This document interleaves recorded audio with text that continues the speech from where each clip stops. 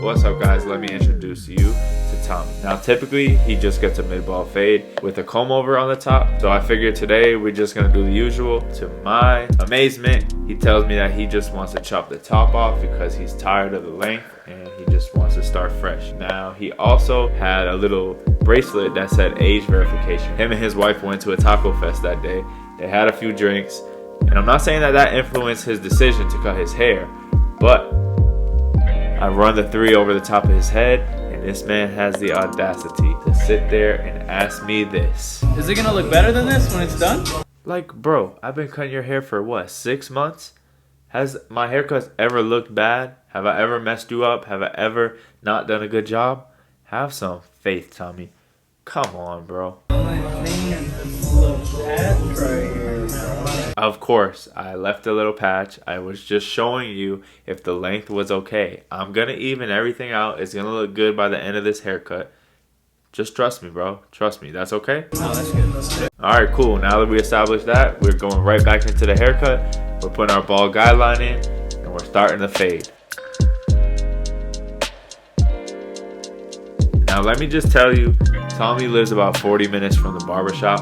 I locked him in to recurring appointments at 9 a.m. my first slot every Saturday. We were able to do that because of a few things. The first time I cut his hair, I learned that his barber back home in Chicago, where he's from, does a subscription service for haircuts where you pay up front and you're able to get X amount of haircuts every week or every month or something like that. I don't have a service like that I offer, but I did offer the recurring appointment, and he right away wanted to lock that in because he don't have to worry about driving all the way to the shop and waiting longer than he needs to because I'm running behind or anything like that. He has my first slot of the day every Saturday, and it works out for the both of us.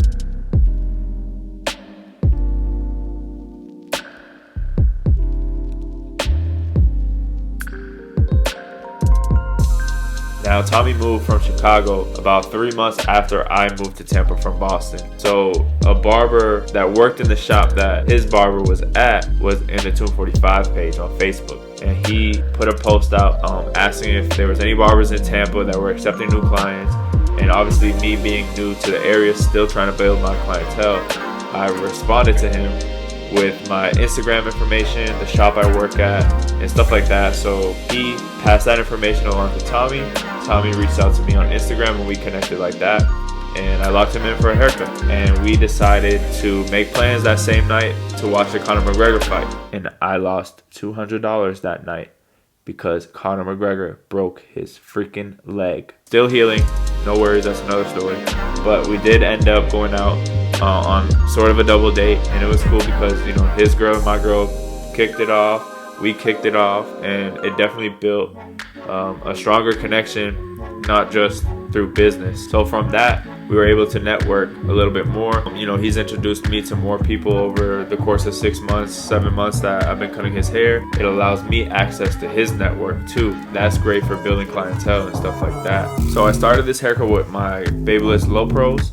I had to switch to the Mythics because the battery on the Low Pros kind of trash. I'm not gonna lie. Babyliss, their clippers are cool. Their trimmers are great. I definitely think they could do better on their clippers, but we all have our own opinions.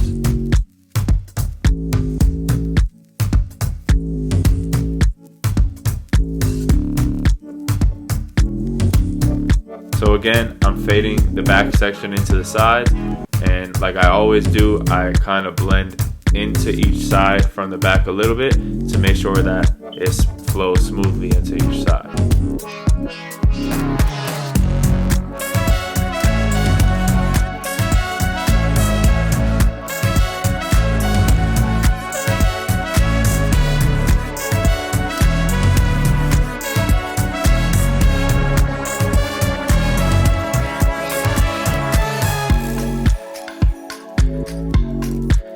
Alright, so we're jumping into his beard. Let me just ask what it is that you're looking to do. Do a 2, maybe like a 1.5 here. Overlap, and kind of see how it's starting to kind of overlap. Alright, dope. Super simple. We're going to take our number 2. We're going to debulk the whole area on the face, and then we're just going to jump in one length lower on the mustache to make sure that it's nice and sharp when we line it up. and it's not super long that it's overlapping and hanging over his lip. So I go with a number 2 and I fade up. So I go from a number 2 to a 1.5 to a 1 open to the blade open, and we're gonna just work the beard fade until every panel is blended out, and we're gonna go ahead and put a sharp line on it as well.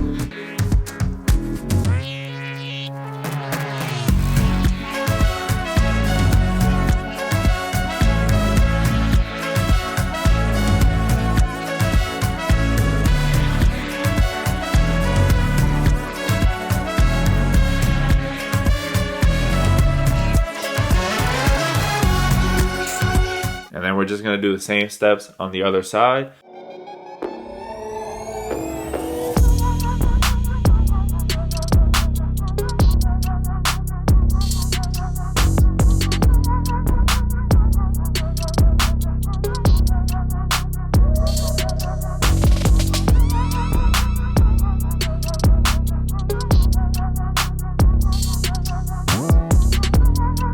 We're going right into that mustache, knocking most of that bulk down, and then we're gonna come right in with the trimmers and line it up. And I typically come from each side just so that I can see how long the hairs are, make sure that everything is good and sharp. And we're gonna work straight from that into the lineup. I just prepped it with some hairspray, and I put my first point in the middle, I put both points on the vertical bars, and I meet them on each side.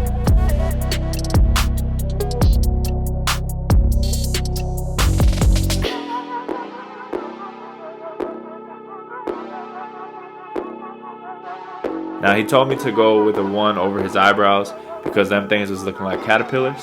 So that's exactly what we did. We took our number 1, we went right over it, knocked all that bulk off, and we got his eyebrows looking normal again. So just like my last video, I did it again where I used the razor before the enhancements. I don't know why I keep doing this. It's definitely something that I need to stop doing because, again, like I said, I don't want any discomfort with my clients because I use the razor first and their skin is getting irritated from the hairspray or stuff like that. It's little details like that really make a difference. So you just want to make sure that what you're doing is consistent every single time so that they get the same results every single time. He likes to keep his beard line as natural and high as possible, but enough to still have it. And we're gonna hit the back of the beard as well with the razor and always stretch the skin. I like to use the ear here. I grab the lobe of the ear and I just pull it back and it kind of stretches behind the beard.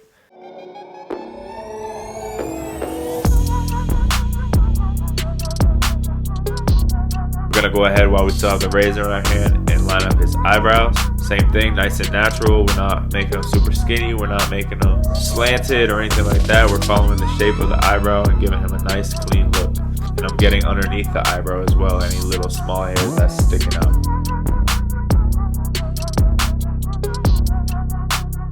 Alright, so we're going to take our Sean Cuts hair card and our no drip, and we're going to go ahead and start applying this enhancement. And he typically doesn't get enhancement. I only did this for the video. He was cool with it, but try some stuff on your clients that you don't typically do. You never know what they'll like. You'll never know what they'll request again. Or even your next client that's sitting in the waiting area watching you put the enhancements on. They may have not seen that before, and then when they sit in your chair, they request it too. And you know, you could upcharge that stuff. Me personally, I don't upcharge it because when I get to a premium price, I want all that stuff to be included. So we spray the enhancement, we come back again with the razor. So guys, thanks for checking out another video. Hopefully this was informative to you. If you enjoyed it, if you liked it, leave a comment, share it, subscribe, and thanks for checking out the channel.